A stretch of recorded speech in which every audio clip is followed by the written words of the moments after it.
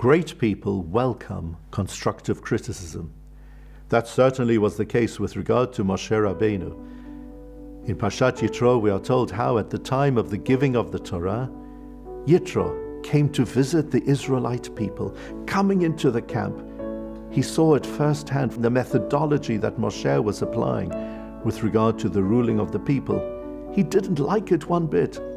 And through his comments, Moshe's eyes were opened to appreciate how he could be doing much better.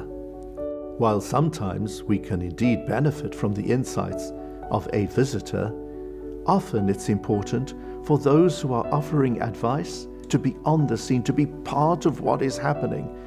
That's why in the book of Breshit, with regard to the building of the Tower of Babel, we are told Hashem came down to see the city and the tower. Of course, Hashem doesn't have to come down to go anywhere because he is everywhere. But our rabbis explain that Hashem was here teaching us a lesson, that in order to judge a person or a situation, you need to be on the scene. And that's why in the Ethics of the Fathers we are taught, Al tadun et chavercha ad shetagia limkomo. Don't judge others until you come to their place, until you see the context within which they are operating. Don't presume that's what's happening in your area, what you're familiar with, is necessarily the case with regard to others.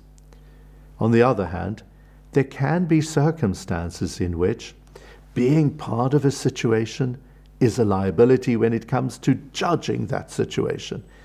That's why in halakha we say, Ein eid na'aseh dayan. A witness cannot serve as the judge. For example, let's say there's a judge who's in a store. He personally witnesses a thief taking something off the shelf. And then that very thief appears in his court before him. You could argue there could be no better judge than him. But on the other hand, according to halakha, he must step down. Why? Because he's too close to the situation. He was there, and therefore he won't be able to view the entire context in a totally objective way. So emerging out of Parshat Yitro, there are, I believe, two important lessons regarding criticism.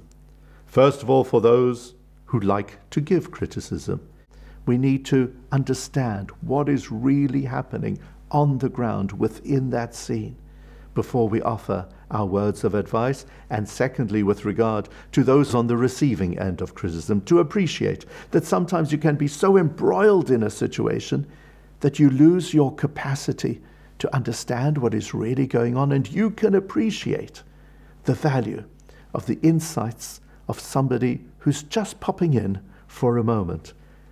There's a lovely Hebrew saying, Oreach lerega ro'eh kol pega.